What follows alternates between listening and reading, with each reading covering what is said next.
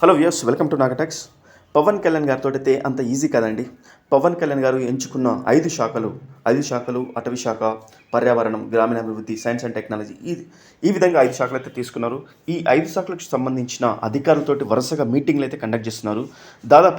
దాదాపుగా 2 రోజుల నుంచి అధికారులతోటి తను పూర్తిగా కూర్చొని వివరాలు అయితే సేకరిస్తున్నాడు. తాను అడిగిన ప్రశ్నలకి అయితే అధికారుల నుంచి అయితే సమాధానం లేదు. ఎందుకంటే దాదాపు 5 సంవత్సరాలలో వైసీపీ ప్రభుత్వం అధికారంలో ఉన్నప్పుడు 5 సంవత్సరాల్లో ఒక్కొక్క రంగానికి సంబంధించి గ్రామీణాభివృద్ధి కానీ, లేకపోతే నీటి సరఫరా కానీ, అటవీ శాఖ కానీ ఎన్ని వేల కోట్ల రూపాయలు ఖర్చు పెట్టారు, ఎక్కడ అభివృద్ధి జరిగింది, ఏం చేశారు అనే వాటి మీద ప్రశ్న అడిగినప్పుడైతే అధికారుల నుంచి సమాధానం లేదు.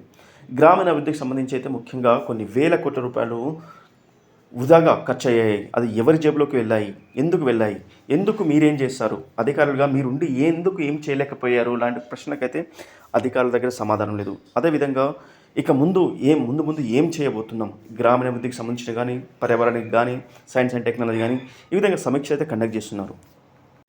పవన్ కళ్యాణ్ గారికి ఈ 5 శాఖలకు సంబంధించి పూర్తిగా అవగాహన ఉండడం, లోతుగా అధ్యయనం చేయడం వల్ల తాను అడుగుతున్న ప్రశ్నలకి ఒక్కొక్కసారి అధికారులు సరిగా సమాధానం చెప్పకపోవడం, మౌనంగా ఉండడం వల్ల పవన్ కళ్యాణ్ గారు ఇంకొకసారి తన దగ్గరికి పూర్తి వివరాలతో రావాలన్నట్టు ఇంకొకసారి సమీక్ష జరుపుదామన్నట్టు సలహాలు ఇస్తున్నాడు. అదేవిధంగా ఎందుకు ఫండ్స్ అన్నీ మిస్యూజ్ అయ్యాయి, ఎవరి జేబులోకి వెళ్ళాయి అనే దానికి సమాధానం కూడా కావాలని చెప్పినప్పుడు అధికారుల దగ్గర అయితే నీళ్ళు నమ్ముతున్నారని చెప్పచ్చు. అధికారులు ఏం చెప్పలేని పరిస్థితి అయితే అక్కడ ఉంటున్నారు. దీన్ని బట్టి ఏమర్థమవుతుందంటే ఇప్పటివరకు మంత్రులు అంటే 3 సంతకాలు, 2 ప్రెస్ మీట్లు, ఇంకా ఫండ్స్ జేబులకు లాక్కోవడం ఇలాంటి మాత్రమే చూస్తాం. కానీ ఒక మంత్రి ఇంత టైం స్పెండ్ చేసి, ఇంత లోతుగా అధ్యయనం చేసి సమీక్షలు జరపడం, అధికారులని ముచ్చమటలు పట్టించడం అయితే మొదటిసారి చూస్తున్నామని అనుకోవచ్చు. అదేవిధంగా రానున్న రోజుల్లో గ్రామీణాభివృద్ధి శాఖ కానీ, నీటి సరఫరా కానీ, అటవీ శాఖ కానీ ఏ విధంగా అభివృద్ధి చేయబోతున్నాం, వాటి కోసం ఎలాంటి ప్రణాళికలు అవసరం, ఆ ప్రణాళికకు సంబంధించిన ఖర్చు ఎంత అవుతుంది, ముఖ్యంగా కొన్ని గ్రామాలను ముందుగా తీసుకొని ఆ గ్రామాలకి నీటి సరఫరా కానీ, అభివృద్ధి కానీ, లేకపోతే పంచాయతీరాజ్ కానీ వీటికి ఏ విధంగా డెవలప్ చేసి చూపించగలం, రానున్న 3 నెలల్లో ఇది ఒక ఛాలెంజ్గా అయితే అధికారులకైతే ఒక ఆర్డర్ పాస్ చేస్తాడు.